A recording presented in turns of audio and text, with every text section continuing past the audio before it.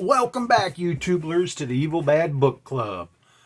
I'm Everyday BS, and today we're going to be reading chapter 26 of the Turner Diaries. Things are getting a little exciting. September 18, 1994. So much has happened. So much has been lost in these last 2 weeks. I can hardly force myself to begin writing about it. I am alive and in good health. Yet there are moments when I envy the tens of millions who have died in recent days. My soul has dried up inside me. I am like a walking dead man. All that I have been able to think about, all that has been running through my mind over and over again, is the single, overwhelming fact: Catherine is gone. Before today, when I was not absolutely certain of her fate, that fact tormented me and gave me no rest. Now that I know she is dead, however, the torment is gone, and I merely feel a great emptiness, an irreplaceable loss. There is important work for me to do, and I know that I must now put the past out of my mind and get on with it. But tonight, I must record my memories, my thoughts. In the chaos of these days, millions perish without leaving a ripple behind.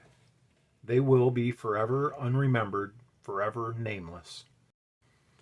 But I can at least commit to these flimsy pages my memory of Catherine and the events which she and our other comrades have helped to shape, and hope that my diary outlives me.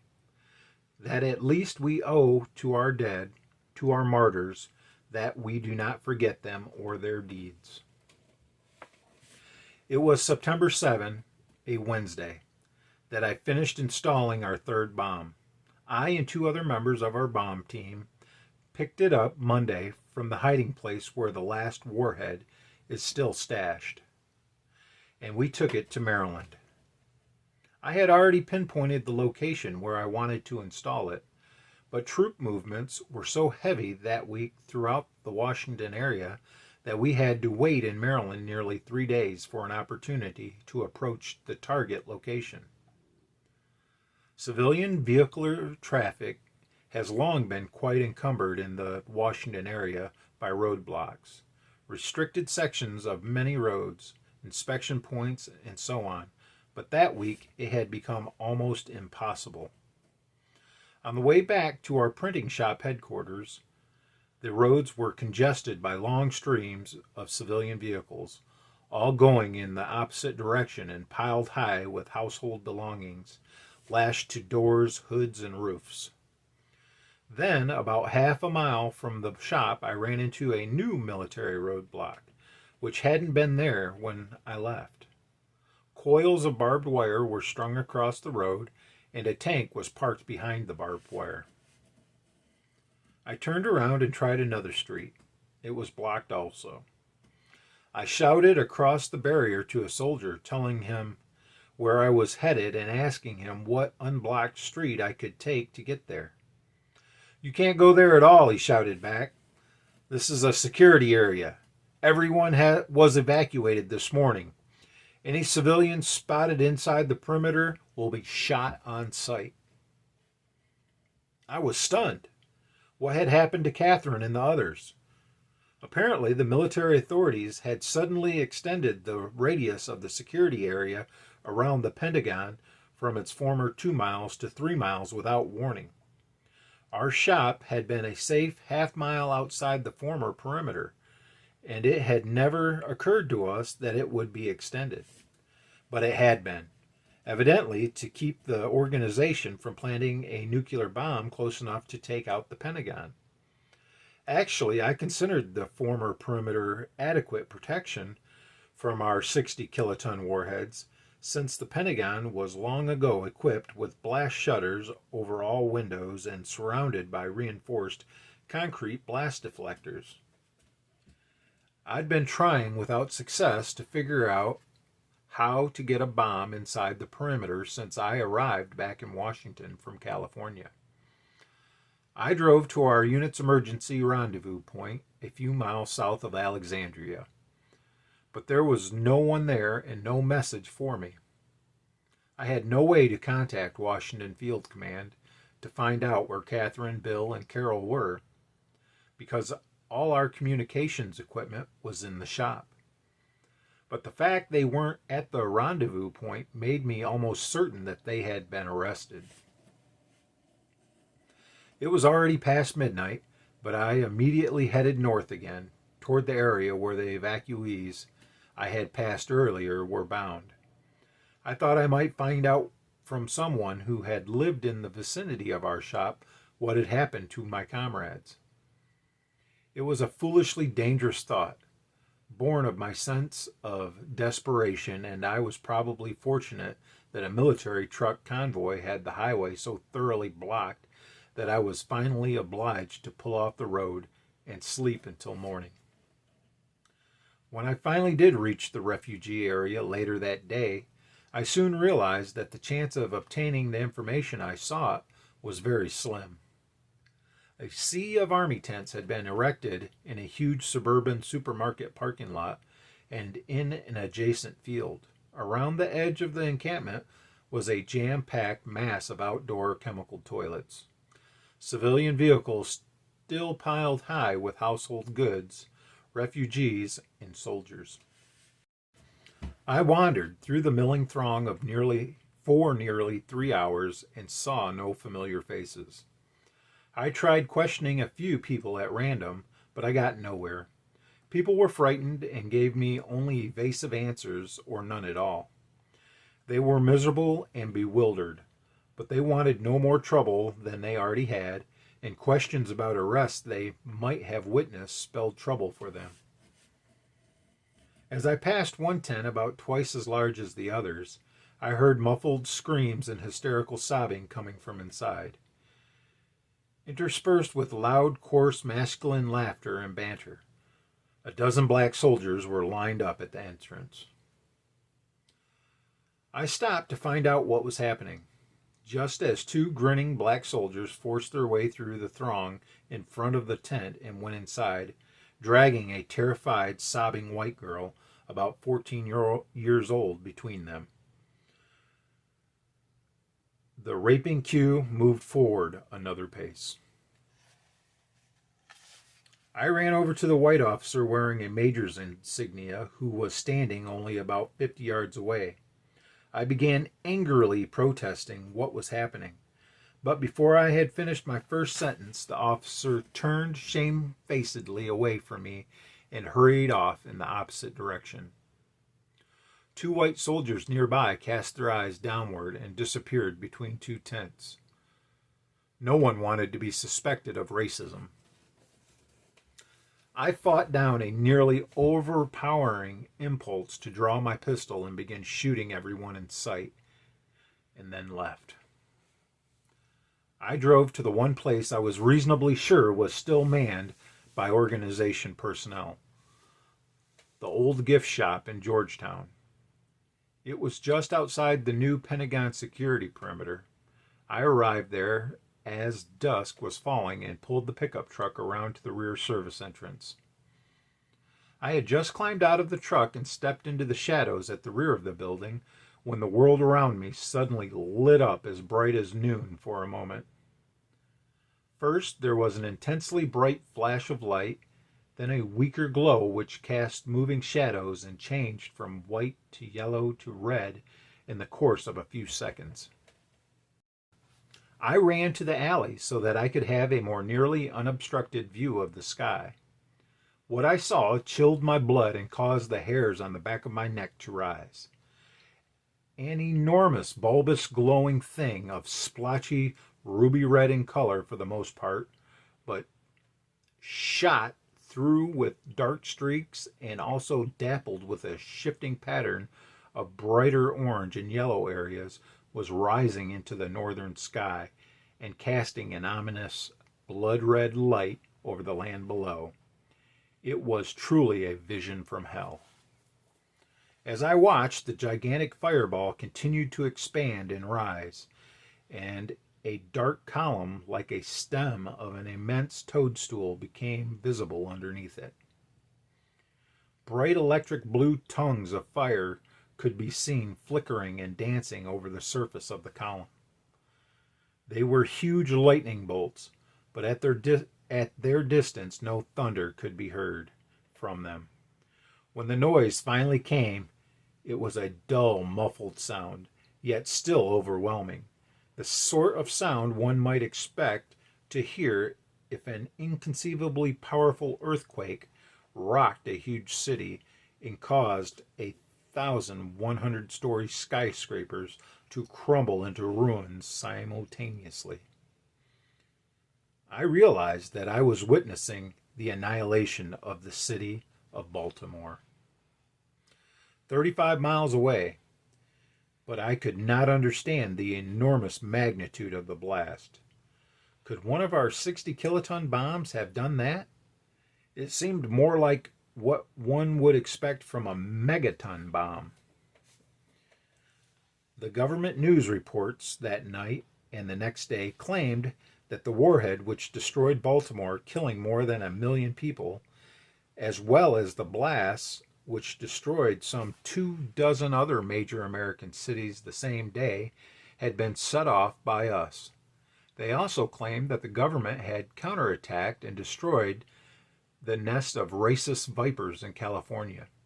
As it turned out, both claims were false, but it was 2 days before I learned the full story of what had actually happened.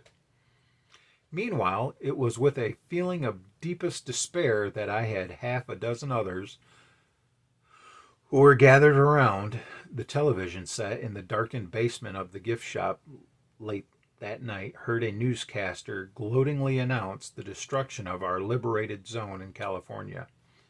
He was a Jew, and he really let his emotions carry him away. I have never before heard or seen anything like it.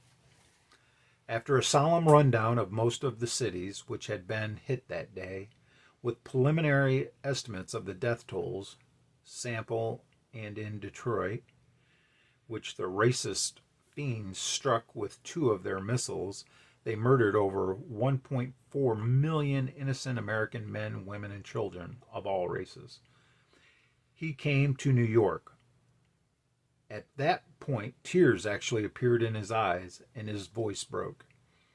Between sobs, he gasped out the news that 18 separate nuclear blasts had leveled Manhattan and the surrounding boroughs and suburbs out to a radius of approximately 20 miles, with an estimated 14 million killed outright and perhaps another 5 million expected to die of burns or radiation sickness within the next few days.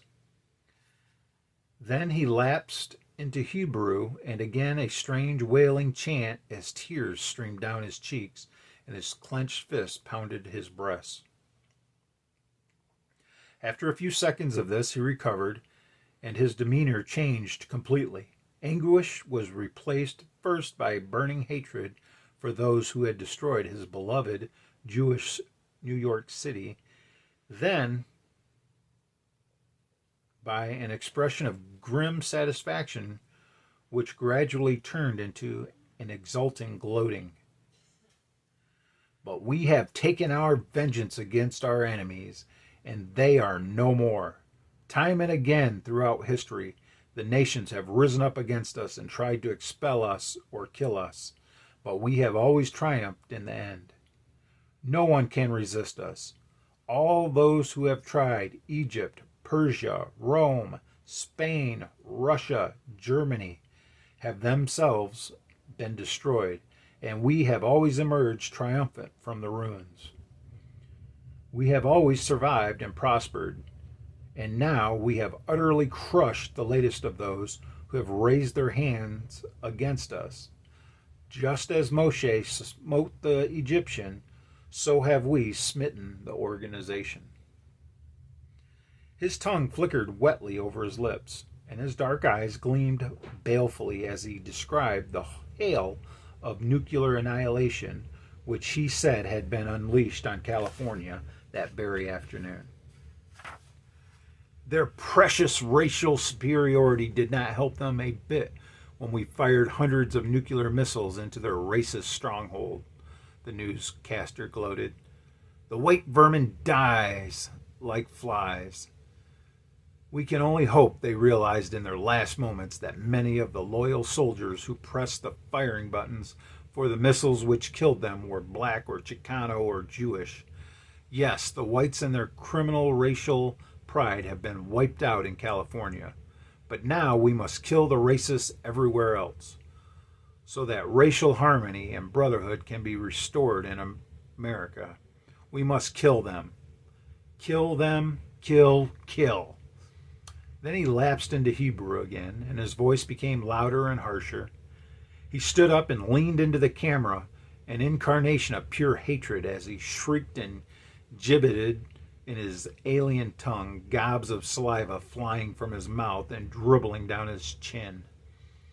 This extraordinary performance must have been embarrassing to some of his less emotional brethren, because he was suddenly cut off in mid-shriek and replaced by a Gentile, who continued to give out revised casualty estimates into the early hours of the morning.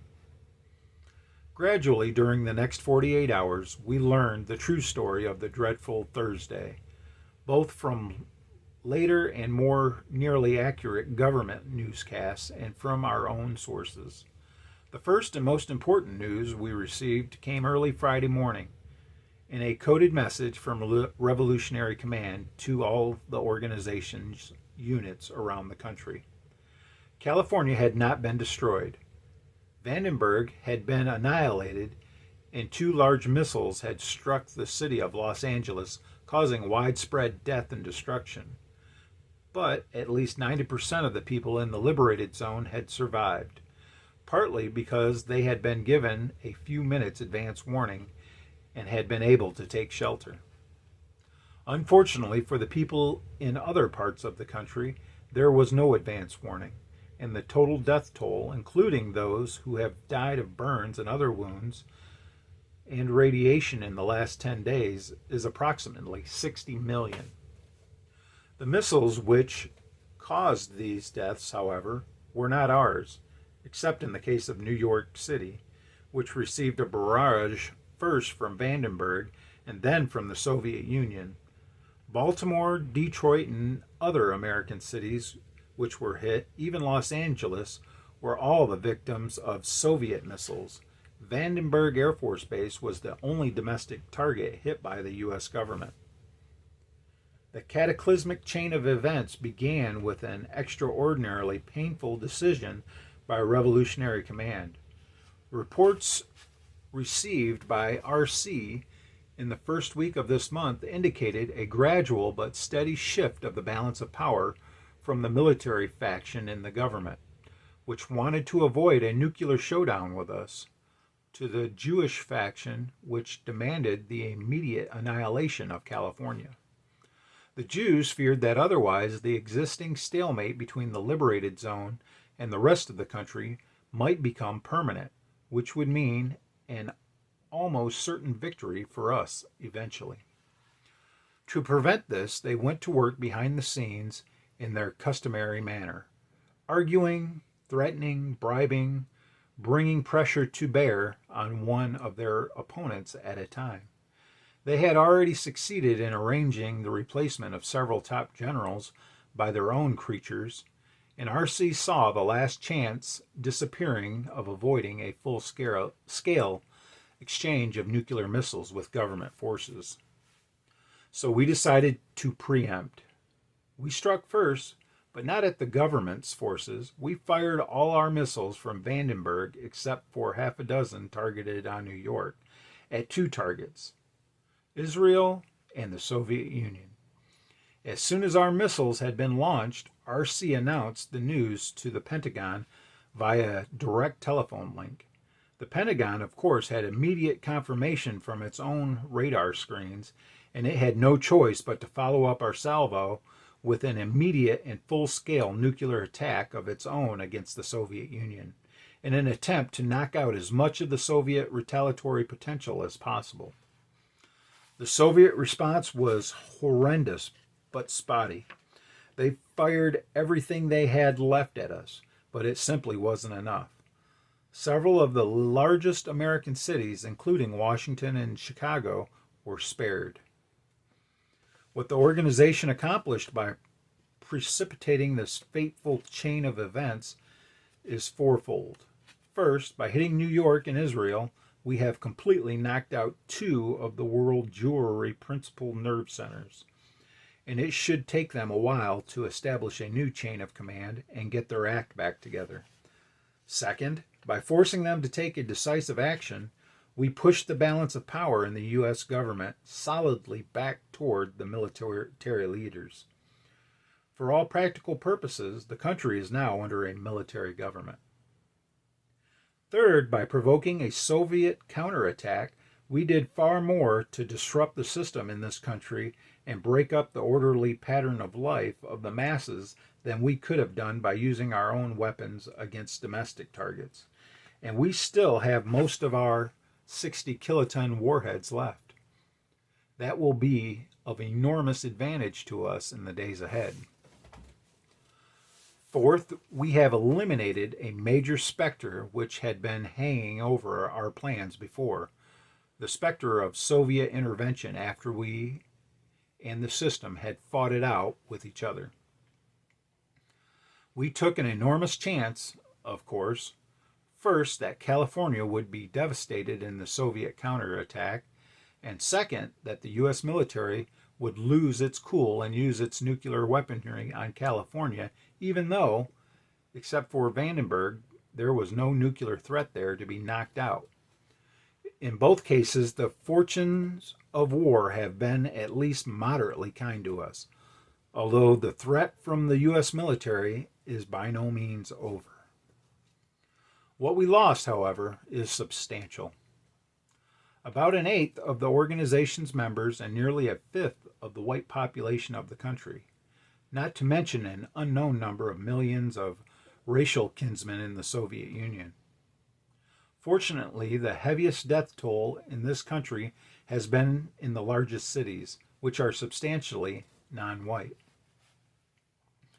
All in all, the strategic situation of the organization relative to the system is enormously improved, and that is what really counts. We are willing to take as many casualties as necessary, just so the system takes proportionately more. All that matters in the long run is that when the smoke has finally cleared, the last battalion in the field is ours. Today, I finally located Bill and found out what happened back in the print shop during the evacuation. He has also suffered a grievous personal loss, and his story was brief but poignant. The evacuation of the expanded Pentagon security area had been carried out with no warning whatsoever. At about 11 in the morning of September 7, tanks had suddenly appeared in the streets, and soldiers had begun knocking on all doors, giving occupants only 10 minutes to abandon their dwellings. They were very rough on anyone who did not move fast enough. Bill, Carol, and Catherine were running propaganda leaflets on the press when the tanks came, and they had just enough time to hide the incriminating evidence under a tarp before 4 black soldiers pushed their way into the shop. Since the troops weren't taking time to search buildings, presumably everything would have gone smooth at the shop had not one of the blacks made a suggestive remark to Catherine as she was hastily packing some of her clothing and other personal items. Catherine said nothing to the black, but the icy look she gave him apparently injured his sense of human dignity. He began the whining, "What's the matter, baby? Don't you like black people?" approach that blacks have found works wonders with guilt-ridden liberal white girls who are desperately afraid of being considered racist if they reject the unwelcome advances of rutting black bucks. When Catherine tried to get out of the shop door carrying 2 heavy suitcases, the amorous black blocked her way and tried to run his hand under her dress. She jumped back and gave the black a well-placed kick in the groin, which immediately cooled his ardor. But it was too late. He had felt Catherine's thigh holster. He shouted the warning to his companions, and both sides began shooting at the same time. While Catherine and Carol fired their pistols, Bill blazed away at the black soldiers with a sawed-off auto-loading shotgun. All four blacks were mortally wounded, but not before they had in turn wounded each of the three whites. One of the blacks staggered out of the shop before he collapsed, and Bill, who was least seriously hit, had only a moment to ascertain that Catherine was beyond all help before he and Carol were forced to flee out of the rear of the shop. They holed up in the attic of an adjoining building, and searchers were unable to find them. Carol soon became so weak from her wounds that she was unable to move, and Bill was not in much better condition. The night of the following day, he crept painfully from their hiding place and stealthily rounded up drinking water, food, and a few medical supplies from the empty buildings in the neighborhood before returning to his wife. Carol died on the fourth day, and it was another 5 days before Bill had regained sufficient strength to leave the attic again and make his way out of the security area. I know that Bill would never lie to me, and so I have at least the consolation of knowing that Catherine did not fall into the hands of the enemy alive. What I must do now is devote whatever time I have left to the task of ensuring that she has not died in vain. Well, that was chapter 26, YouTubers. Come back tonight for the breakdown of chapter 26, and come back tomorrow for chapter 27. Check you all out later.